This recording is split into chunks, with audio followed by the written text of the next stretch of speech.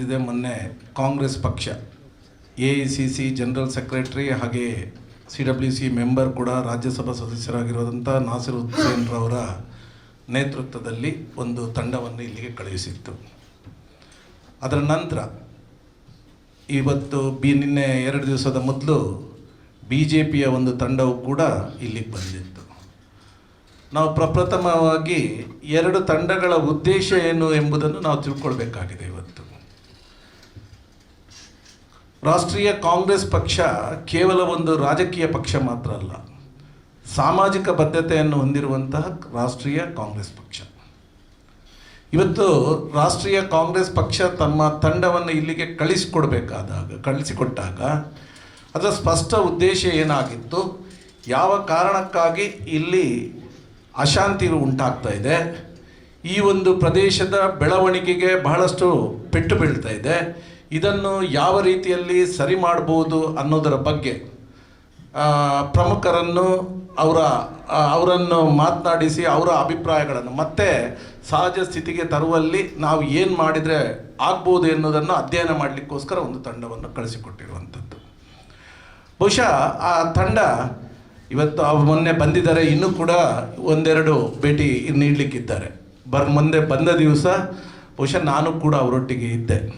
ಅಧಿಕಾರಿಗಳನ್ನು ಭೇಟಿ ಮಾಡಿದರು, ಬೇರೆ ಬೇರೆ ಧಾರ್ಮಿಕ ಮುಖಂಡರುಗಳನ್ನು ಭೇಟಿ ಮಾಡಿದರು, ಸಾಮಾಜಿಕ ಕಾರ್ಯಕರ್ತರನ್ನು ಭೇಟಿ ಮಾಡಿದರು, ಕೆಲವು ಸಂಘ ಸಂಸ್ಥೆಗಳನ್ನು ಭೇಟಿಯಾಗಿ ಈ ಜಿಲ್ಲೆಯಲ್ಲಿ ಅಶಾಂತಿ ಉಂಟಾಗ್ತಿರೋದಕ್ಕೆ ಏನು ಕಾರಣಗಳನ್ನು, ಇದನ್ನು ಯಾವ ರೀತಿ ನಾವೆಲ್ಲರೂ ಸೇರಿ ಸರಿ ಮಾಡಬೇಕು ಎನ್ನುವುದು ಅವರ ಒಂದು ಅಭಿಪ್ರಾಯಗಳನ್ನು ತೆಗೆದುಕೊಂಡಿದ್ದಾರೆ. ಇವತ್ತು ಕಾರ್ಮಿಕ ವರ್ಗದ ನಾಯಕರನ್ನು ಕೂಡ ಕರೆಸಿ ಅವರ ಹತ್ರವೂ ಕೂಡ ಮಾತನಾಡಿ ಅಭಿಪ್ರಾಯಗಳನ್ನೆಲ್ಲ ತೆಗೆದುಕೊಂಡಿದ್ದಾರೆ. ಅದಲ್ಲದೆ ಈ ಜಿಲ್ಲೆಗೆ ಹೊಸದಾಗಿ ಪೊಲೀಸ್ ಕಮಿಷನರಾಗಿ ಆಗಮಿಸಿರುವಂತಹ ಸುಧೀರ್ ರೆಡ್ಡಿ ಅವರು, ಹಾಗೆ ನಮ್ಮ SP ಅವರನ್ನು, ಜಿಲ್ಲಾಧಿಕಾರಿಗಳನ್ನು ಎಲ್ಲರನ್ನೂ ಕೂಡ ಭೇಟಿಯಾಗಿ ಅವರಿಗೆ ಆಡಳಿತದ ವಿಚಾರದಲ್ಲಿ ಪೂರ್ಣವಾದ ಸ್ವಾತಂತ್ರ್ಯ, ಇಲ್ಲಿ ಶಾಂತಿ ನೆಲೆಸುವ ಹಾಗೆ ಆಗಬೇಕು, ಯಾವುದೇ ಒಬ್ಬ ಯಾವುದೇ ಒಬ್ಬ ಒಂದು ವ್ಯಕ್ತಿಗೆ, ಈ ಜನಸಾಮಾನ್ಯರಿಗೆ ಯಾವುದೇ ರೀತಿಯ ತೊಂದರೆ ಆಗದಂತೆ ಯಾವುದೇ ಮುಲಾಜಿಲ್ಲದೆ ಕ್ರಮಗಳನ್ನು ತೆಗೆದುಕೊಳ್ಬೇಕೆನ್ನುವಂಥ ಸ್ಪಷ್ಟ ಸಂದೇಶವನ್ನು ಕೂಡ ಕೊಟ್ಟಿರುವಂಥದ್ದು. ಆದರೆ ನಂತರ ಬಂದಂಥ BJPಯ ತಂಡದವರು ಇಲ್ಲಿ ಮಾಡಿದ್ದೇನು ಅಂತ ಕೇಳಿದರೆ ನೀವು ನೋಡಿದ್ದೀರಿ, ಈ ಪೊಲೀಸರ ಒಂದು ಆತ್ಮಸ್ಥೈರ್ಯವನ್ನೇ ಕೆಡಿಸುವಂಥ ಕೆಲಸ, ಯಾವುದೇ ಕ್ರಮ ತೆಗೆದುಕೊಂಡರೂ ಇದರಲ್ಲಿ ಹಸ್ತಕ್ಷೇಪ ಮಾಡುತ್ತಿರುವಂಥದ್ದು, ನಮ್ಮ ಸಂಘಟನೆಯ ವ್ಯಕ್ತಿಗಳನ್ನು ಮುಟ್ಟಿದರೆ ಮುಂದೇನಾಗುತ್ತೋ ನೋಡ್ಕೊಳ್ಳಿ ಅನ್ನುವಂಥ ಒಂದು ಬೆದರಿಕೆಯ ಮಾತುಗಳನ್ನು ಆಡುವಂಥದ್ದು. ಇದು ಏನನ್ನು ಸೂಚಿಸುತ್ತೆ ಅನ್ನುವಂಥದ್ದು, ಇದು ಈ 2 ಪಕ್ಷಗಳಿಗಿರುವಂಥ ವ್ಯತ್ಯಾಸ.